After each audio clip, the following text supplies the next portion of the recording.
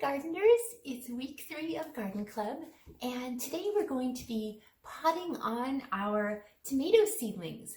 So that means we're going to be moving them to a bigger pot to give them a little bit more space to grow. And we're also going to try our pea microgreens. So let's get started. So take a look at your little tomato seedlings, and we're going to pick out the best two, the ones that are the biggest. So you're looking for ones that have 2 true leaves. So remember, the little leaves that come out first are the little seed leaves or cotyledon leaves. Those are the little flat ones. And then tomatoes start to grow their real leaves, their true leaves. And those look a little bit more jaggedy. So you can see that the 2 leaves that are coming out on the top of this plant are true leaves. They look different than the cotyledon leaves, the little seed leaves. First thing to do is fill up your peat pot with the rest of your potting soil that you saved. Then we're going to give the potting soil some water. Make sure it's nice and moist. So potting on gives our plant's roots so much more space to grow, and the leaves won't be crowded, and they'll get more sun and more nutrients from the soil, and that'll allow them to get nice and big and sturdy and ready to be planted outside in April. Once it hits April 10th, and that's our last frost date, we'll be able to put our tomatoes outside. But we couldn't put little tiny tomatoes like this outside right now, especially. It's way too cold, and also they're too small. It's better to plant tomatoes when they're nice and big. So now we're gonna make 2 big holes in our pot, nice and deep. And then you can actually just peel your peat pot away from your roots. That way you won't have to disturb the roots too much. And your little plants will fall right out like this. And then you're going to try to keep as much of the soil with the roots as possible. So you're just going to grab your plant really gently by the leaves at the top.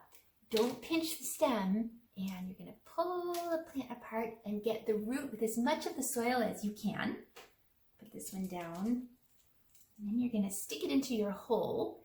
And you can bury tomatoes' stems because they actually root from the stem. So they like to be buried. That gives them a chance to make more roots, and also they will become more sturdy. They won't be tall and lanky and skinny and flop over as much. And take your other plant by its leaves, and look at all those roots with the soil still on. Stick that down into your soil, and then you can bury your little plant. You can bury them right up to the first little cotyledon leaves. There you go. So now we have 2 tomato seedlings in our little pot, and later on we'll move just one of these into our big, huge pot, but for now we've got 2. So this gives us an extra chance to get a really good tomato. You can take your mister, give them a spray, and then you can take your old tag and stick it right in here, or you can write yourself a new tag. Now, what are you going to do because you still have so many more tomato seedlings? Well, you could just keep these going as kind of insurance for in case your other tomatoes have something go wrong with them. Or you can take a recycled container, use any plastic or paper container that you have, and make sure you put some holes in the bottom. And you can use some soil that you find in the yard or that you purchase. And you can plant the rest of these and you'll have more tomatoes. So I've got some soil here. This is a mixture of some soil from my compost pile and from my garden beds. I'm gonna go ahead and fill my recycled pot with some of this yard soil. And this will be like an experiment too. We can see which soil the tomatoes actually prefer. I wonder which one will grow the better tomato. You can see this soil is pretty rough. It's got a lot of leaves in it and even some pieces of eggshell and stuff. I'm gonna peel this open too. I'm just gonna put only 1 in each of my recycled pots. Here's one teeny tiny tomato. Tomatoes love compost. They are heavy feeders. They love to suck up a lot of nutrients from the soil. So there's 1. And you can go ahead and plant all of your little tomato seedlings into recycled pots, as long as you have space in a super sunny window for them, because they definitely need sun.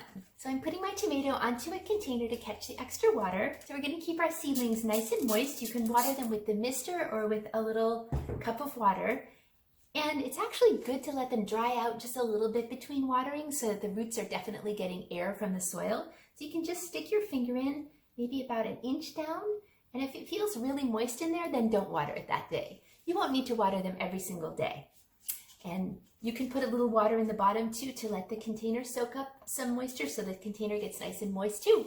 And stick it in the sunniest window that you have because tomatoes love sun. Let's talk for a minute about tomato nutrition. Tomatoes are full of vitamins. In fact, they have so much vitamin C that they have 40% of how much vitamin C you need in a day. And they have vitamin A, which is great for your eyes, and vitamin K, which is great for your bones. And they've got potassium, a great mineral, and they have an antioxidant in them called lycopene, which is great for protecting cells from damage. All right, let's go outside and check our big peas and see how they're doing. Okay, we're outside with the peas, and you can see I've got them protected from the squirrels with this piece of a fan. And then I've got this coat hanger contraption on here to keep them protected. But they look great. They've been loving the cold weather, and they're growing great. And we've got, let's see, it looks like I've got 4 peas in there. So later on I might want to thin these peas. I might have to take some scissors and cut a couple of them so that there's a little bit more space, but for now I'm going to leave those in case the squirrels eat some. So now what I'm going to do is I'm actually going to mulch these peas, and I'm going to use some of this halfway decomposed leaf litter, some leaves from the yard. You could also use wood chips or grass clippings, and mulch is what we do when we put some organic material around the plants, and this protects the plants from cold and hot. It keeps the soil kind of just more moderate temperature, just one temperature. And it also keeps the moisture in so they don't dry out as fast. And then it keeps weeds from growing, which is great if you're actually out in a real garden. And then it decomposes and turns into compost and gives the plants nutrients. So mulch is wonderful. Look how great those plants look mulched. I wonder what you'll find to mulch your plants with. Then I'm going to add some of my squirrel protection back on, just like this, and keep them safe. There we go. All right, let's go back inside. Let's check on our microgreens. These have really started to sprout. I think we could pick a few today. Now, it's interesting. This is the pot of peas that I soaked the seeds first, and then this is the pot of seeds where I didn't soak the seeds first. So they're quite a bit smaller. Just that one thing made them so much faster. This is actually about 9 days after we planted the peas. Your peas will take a little bit longer or shorter depending on how much warmth they have inside and how much of a sunny window they have too. So let's make a healthy snack. The first thing to do is wash our hands because we were just gardening with all that soil. And then you can cut your pea shoots just like this, right? Pretty much at the soil, like that. I'm going to just cut a few. I'll probably cut about 1/4 of these pea shoots. I'll let the rest of these grow.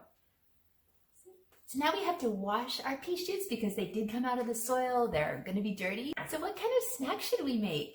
Well, we want our snack to have at least 2 food groups, right? So I'm thinking maybe I'll take a little piece of this flatbread. This is a half whole wheat flatbread. I've got some whole grains going.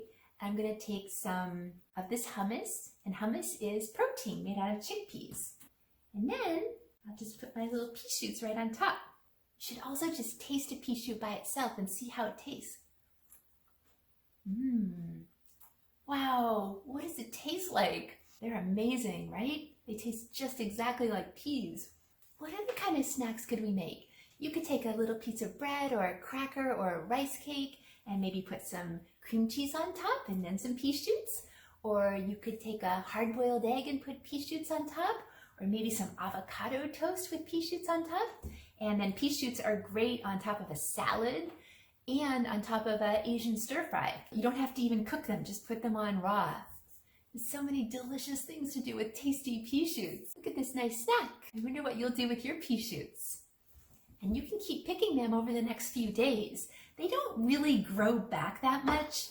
We've cut off the growing point. They might try to sprout some leaves, so you might be able to get a second picking, but we've really cut off the growing point of the plant when we pick them, so they're just fast. And pea shoots are full of nutrition.